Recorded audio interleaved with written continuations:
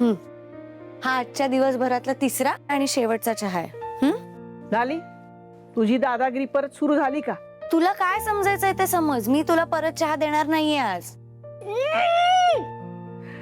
हे भगवान, मैंने ऐसा क्या पाप किया है? ये लोग मुझे पेट भर चाय भी नहीं पीने देते. मार मार, तुला जेवढे डायलॉग मारायचे आहेत ना तू तेवढे मार, पण पुन्हा चहा मिळणार नाही. आणि हे काय, आज रेडिओ का ऐकतेस? तोही आजोबांचा. तुझ्या धनुषनी तुला नवीन पिक्चर नाही दिले वाटतं मोबाईल मध्ये? दिलेत 5 दिलेत 5. आज मला ते नाही बघायचे, आज मला रेडिओ ऐकायचा आहे. आज मला तुझ्या आजोबांची खूप आठवण येते. तू इकडे ये ग,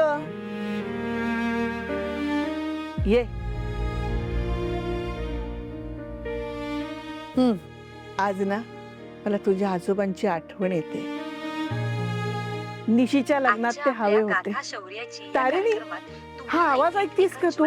इतक्या सुंदर गोष्टी सांगते म्हणून सांगू. ज्या स्त्रियांनी समाज घडवला त्या स्त्रियांच्या गोष्टी सांगते ती. तू पण ऐक पैस.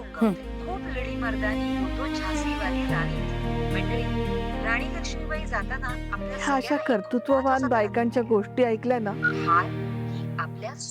की मला आपल्या वसुधाची आठवण येते. तुझी आई पण काही कमी नव्हती या बायकांपेक्षा.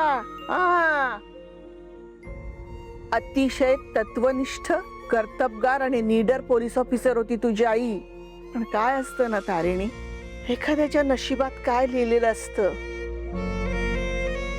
हे आपल्यालाही नाही सांगता येत ग. बिचारीची काही चूक नसताना तिच्यावर वाटेल ते खोटे नाटे आरोप केले गेले. तिच्या प्रामाणिकपणावर इतके डाग दिले गेले की ते कोणी कधीच पुसू शकलं नाही. तिची ही लेक ते डाग पुसणार आहे सुमी, काळजी करू नकोस.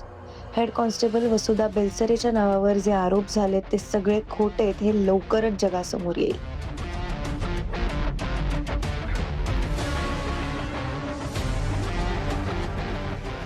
कोणाशी तरी लाच घेण्याबद्दल बोलत होती ती. लाखो रुपयांची लाच होती आणि त्यासाठी गेली होती त्या जेपीसी फॅक्टरीत.